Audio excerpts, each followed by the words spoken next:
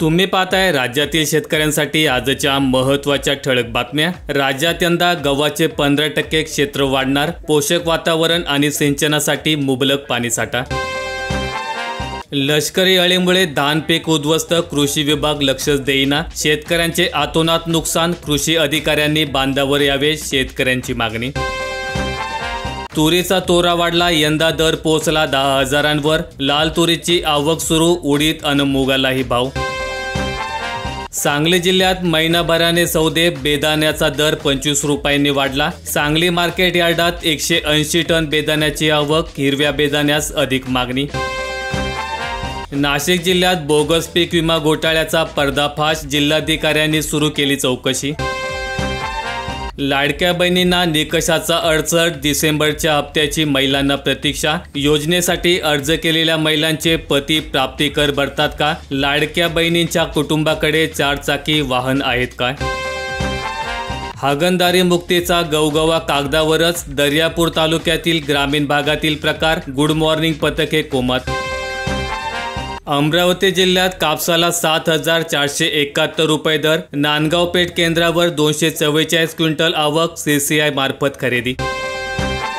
वाशिम जिल्ह्यात हजारो शेतकरी पीक विम्याच्या प्रतीक्षेत, विमा कंपनीची टोलवाटोलवी, शेतकरी मेटाकुटीस, यंत्रणाही ठरते कुचकामी। ऑनलाईन नोंदणी, शेतकऱ्यांची लूट, धान खरेदी केंद्रावरील प्रकार, 7/12 ऑनलाईन करण्यासाठी द्यावे लागतायत 400 रुपये।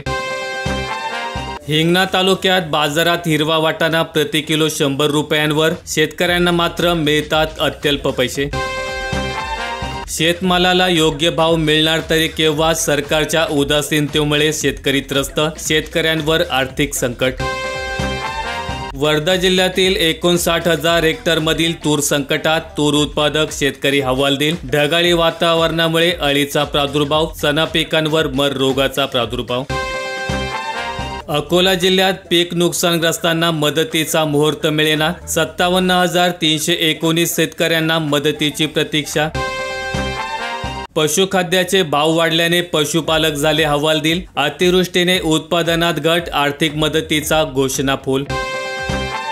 हिंगोली जिल्ह्यात 3 लाख शेतकऱ्यांना अतिवृष्टीच्या मदतीची प्रतीक्षा, अतिवृष्टीमुळे झाले होते नुकसान, 419 कोटींची गरज।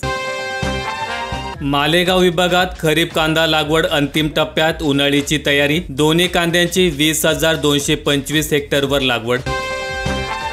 अमरावती जिल्ह्यात फळपीक विम्याचा 4 कोटींचा प्रीमियम भरला, 13 कोटींची भरपाई मिळाली, उत्पादकांना दिलासा, स्थानिक नैसर्गिक आपत्तीसाठी परतावा। सरकारने धानाला 3,000 रुपये हमीभाव द्यावा, धान उत्पादक शेतकऱ्यांची सरकारकडे मागणी। ढगाळ वातावरणाची शेतकऱ्यांमध्ये धास्ती, धान कापणी अंतिम टप्प्यात, पाऊस आल्यास पिकांचे नुकसान होण्याची भीती वाढली। तेलंगणाचे मुख्यमंत्री रेवंत रेड्डी यांच्याकडून 4थ्या टप्प्यातील शेतकरी कर्जमाफीची घोषणा, या घोषणेमुळे राज्यातील 3.10 लाख शेतकऱ्यांना फायदा होणार। मराठवाड्यावर पावसाचे सावट, रविवारी सूर्यदर्शन नाही, ढगाळ वातावरणामुळे तापमानात 6 अंशाची वाढ। हिंगोली जिल्ह्यात खरीपात पीक कर्ज वाटपाचे अडलेले घोडे रब्बी हंगामातही पुढे सरकेना, 2 महिन्यात रब्बीचे केवळ 1.61% पीक कर्ज वाटप, शेतकऱ्यांमध्ये नाराजीचा सूर। कोल्हापूर जिल्ह्यात ऊस तोडणी मजुरांकडून शेतकऱ्यांची आर्थिक कोंडी, टनामागे 100 ते 200 रुपयांची मागणी। बिबट्याच्या हल्ल्यामध्ये मृत्यू झाल्यास आता 25 लाख रुपये मिळणार, 5 लाखांची वाढ, शासनाकडून वारसदारास आर्थिक मदत। आता ई-पीक पाहणीसाठी नवीन ॲप, सहकार्यामार्फत नोंदणी, शेतकऱ्यांच्या अडचणी कमी होणार। पुरंदर परिसरात दूध उत्पादकांना अनुदान केव्हा मिळणार? नीरा परिसरातील गोपालक चिंतेत, अनुदानाची मागणी ऐरणीवर। भंडारा जिल्ह्यात धान खरेदी केंद्रावरील नोंदीपासून शेतकरी वंचित, पिकाची नोंद 7/12वर नसल्याने अडचण, शेतात असलेल्या पिकाची नोंद 7/12वर असणे आवश्यक। मूल तालुक्यात तब्बल 5,000 शेतकऱ्यांना नुकसान भरपाईची प्रतीक्षाच, अतिवृष्टीने बाधित शेतकऱ्यांना द्यावा दिलासा। जालना जिल्ह्यात नवीन हुरडा बाजारात ग्रीन गोल्ड सोयाबीनचे दर 4,600 ते 4,800 रुपये। परभणी जिल्ह्यात 2.25 लाख शेतकऱ्यांनी भरला रब्बीचा पीक विमा. जिंतुरातील सर्वाधिक शेतकरी 15 डिसेंबर पर्यंत मुदत. राजुरा बाजार विभागातील गारपीटग्रस्त संत्रा मोसंबी उत्पादकांना मदत केव्हा? सर्वेक्षण KYC करून ही प्रतीक्षा कायम. टोमॅटोचे भाव पडल्याने शेतकरी आर्थिक अडचणीत. घातलेला खर्चही निघण्याची शाश्वती नाही. वर्धा जिल्ह्यात निवडणूक संपताच जिल्ह्यात स्मार्ट विद्युत मीटरची चर्चा. विरोध झाल्याने घेतली होती माघार. योजनेसाठी होते विचार विनिमय.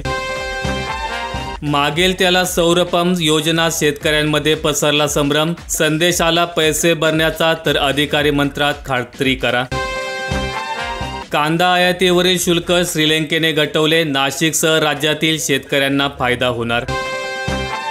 बारामती जिल्ह्यात रब्बी पिकांसाठी थंडी ठरणार पोषक. जिल्ह्यातील शेतकऱ्यांमध्ये समाधान. गहू हरभरा पिकांना होणार लाभ. वालसावंगी परिसरात लसूण लागवडीचा कल वाढला. बाजारात 300 ते 400 रुपये किलोचा भाव. वाफे पद्धतीने लागवड. धाराशिव जिल्ह्यात अतिवृष्टीचे 308 कोटी. शेतकऱ्यांना देणार कधी? प्रस्तावाला मंजुरी मिळेना. शेतकऱ्यांमधून उमटतायत तीव्र प्रतिसाद. सोयाबीनची 4,892 रुपये प्रति क्विंटलने खरेदी. लासलगाव येथे NCCF संस्थेमार्फत खरेदी. छत्रपती संभाजीनगर जिल्ह्यात अतिवृष्टी नुकसान भरपाईसाठी 7 कोटींच्या निधीची प्रतीक्षा. मंठा तालुक्यात अतिवृष्टीमुळे 53,170 हेक्टरचे नुकसान. अद्याप मदत मिळेना. मंठा येथे पंचनामे करून वरिष्ठांना अहवाल पाठवून उलटले 2 महिने. इसापूर धरणातून रब्बी हंगामात सिंचनासाठी सोडले जाणार पाणी. शेतकऱ्यांना दिलासा. उन्हाळी हंगामासाठीही नियोजन. सिंचनासाठी अर्ज सादर करणे बंधनकारक. दिल्लीच्या सीमेवर पोहोचला हजारो शेतकऱ्यांचा हल्लाबोल मोर्चा. बॅरिकेड्स तोडले. वाहनांच्या 5 किलोमीटर पर्यंतच्या रांगा. छत्रपती संभाजीनगर जिल्ह्यात नुकसानीची 2 कोटी 38 लाख रुपये मदत. छत्रपती संभाजीनगर जिल्ह्यासाठी 66.41 लाखांचा निधी मंजूर. ज्वारीचा पीक विमा भरण्यास मुदतवाढ द्यावी. स्वाभिमानी शेतकरी संघटनेची मागणी. 2 किंवा 3 मुले जन्माला घाला. मोहन भागवतांचा कामाचा सल्ला. जोडप्यांना प्रोत्साहनपर दरमहा 1500 रुपये भत्ता द्यावा. हिंदू लोकसंख्येत 7.8% घट. यंदा राज्यात 6 वर्षातील सर्वाधिक चिकनगुनिया रुग्ण. 11 महिन्यात 5,400हून अधिक नवीन प्रकरणांची नोंद. महायुतीचा सत्ता वाटपाचा फॉर्म्युला आज. भाजप 21, शिवसेना 12 तर राष्ट्रवादी 11 अशी मंत्रिपदे मिळण्याची शक्यता. EVMमुळे निवडणूक आयोग अडचणीत. 25 उमेदवारांचे फेर पडताळणीसाठी अर्ज. EVM हॅकिंग संदर्भातील दावे निवडणूक आयोगाने फेटाळले. दिशाभूल केल्यास कायदेशीर कारवाई करण्याचा इशारा. बारामतीत फेर मतमोजणी. योगेंद्र पवारांनी निवडणूक आयोगाकडे केला अर्ज. माहिती आवडल्यास व्हिडिओला लाईक करून दररोजच्या बातम्या पाहण्यासाठी चॅनेल सबस्क्राईब करा. धन्यवाद.